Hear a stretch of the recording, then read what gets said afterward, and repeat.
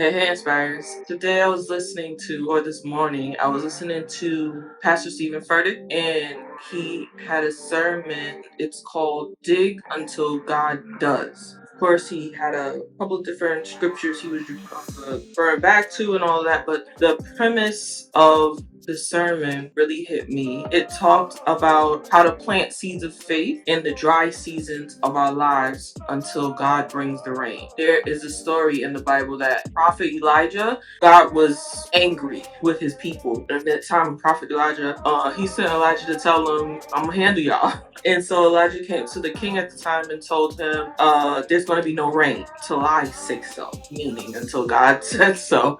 And there was no rain, and it was a famine, it was a drought, it was real bad until they turned back to God and God gave them rain. And no, you may not be in a season where you are disappointing God or angering him, but you may be in a season of drought. Totally understand that, because here I am. There's expectations, there's understanding of things that you thought you had, but now you realize, oh, that's not really what's going on. There are people in your life who agitate your wounds. There are people in your life that you agitate their wounds as you both grow and grapple with building your faith, building the understanding of who you are and where God is taking you. There are things that you thought you wanted for, and you started working towards them, and you realize, I don't want to do this.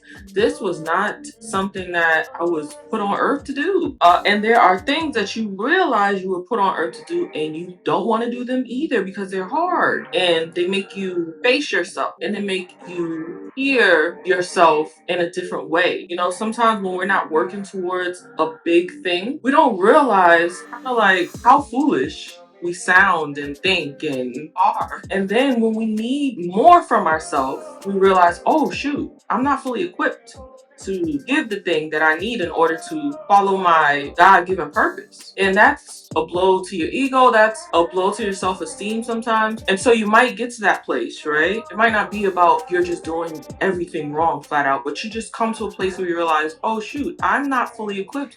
I need to grow. And in growing, you recognize that there might be a season that feels super dry, super like a famine, like a drought, and you didn't think it was gonna be that way. You thought you were gonna get the lesson, be able to apply it, and move on and get the blessing. You know, there are things we are set here on earth to do. You have to keep doing the little things, digging through the things you thought mattered but don't, and digging through them and making sense of who you were really put here on earth to be. And it feels like while you're digging, you're going to be digging forever. And this is your time to practice your faith and practice your discipline and practice your resilience. This is your time to do all those things that us as humans see as a strong person. This is your time to do that. It's your time to be that. It's not easy. It's not a feeling that feels good a lot of the time, but this is your time. Do the work, make it happen. But while you're doing the work, here's some things to expect. There's gonna be times when you feel low. There are gonna be times when you feel like you're not good enough. There are gonna be times when you cry. There are gonna be times when you feel angry. There are gonna be times when you feel hopeless. You feel empty. There are gonna be times when you complain. There are gonna be times where you just need a break. And all of those things are part of the digging. They're part of the emotions that you're gonna have while you're digging. There's people who are gonna tell you, stay strong, be positive, and blah blah blah. And there's times for that, for sure. Let's work on being more positive than hopeless. Let's work on that. But don't feel like you're the only one who's having a hard time, because you're not, because this is human. Especially when you're working at something that you don't have an expertise in, which most of us don't have an expertise in. You know what's so crazy? We're all living and we're all living life, but none of us are experts at it. None of us know what happens tomorrow. There are people who understand there are cycles in life. There are life laws and things like that. Like law of gravity. Forever, if you step off the side of a building, you're gonna go down, right?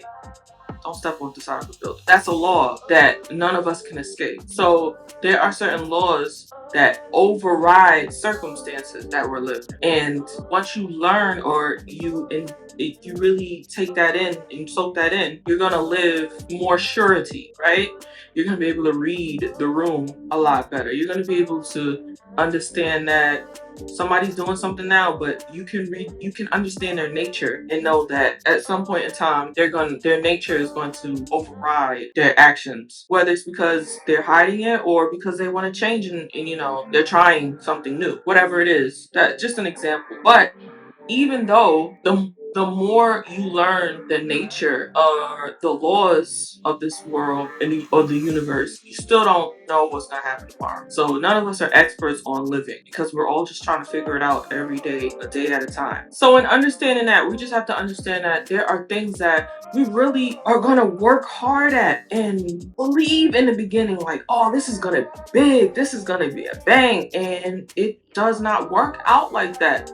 You end up having to work at it for years, maybe decades, before it turns into, opens up into what it's supposed to be. And what it's supposed to be might not have looked anything like what you thought it was supposed to look like or what you expected it to look like. And the time that you're working on that thing feels like a drought. It feels like a dry season. It feels like famine. It feels like you're not getting fed the things that you need in order to succeed, in order to get to the places that you want to be. It's possible that you're not until God sees fit to bring the rain of blessings. You get weary in well doing, it's true. Worry less or think less about what it's going to look like when it comes. Focus more on how good the journey is, how much I'm learning as I go, how much I'm building and growing within as I go, and letting God guide me through that. It's nothing better than recognizing that you have struggled with something for so long and one day you're not struggling with that anymore. You recognize that, you feel that's such a awesome feeling. I'm committed to working hard to get to that space where I'm like, oh, I'm kind of fire in this area now. Let me know if you are too going through a time where you feel like I yeah. Let me know if you're going through that space where you feel like you are working so hard, but you are not seeing the results. And you're not seeing that your hard work is actually pushing you towards the results. You feel like maybe I'm not in the right place, in the right space. And, if it was given to you, so your heart's desire, recognize that that's not a figment of your imagination. It's a figment of God's promise. It's a glimmer of God's promise if it's a desire in your heart, pure desire in your heart. So keep working at it. It may not end up looking exactly how you thought, but it's going to be fulfilling. It's going to be a blessing. It's going to be enriching. It's going to be worth all of the things that you sacrifice and you work hard at, and the things that you gain and the responsibilities that you gain that are heavy on it and on its own. It's going to be worth all of the things.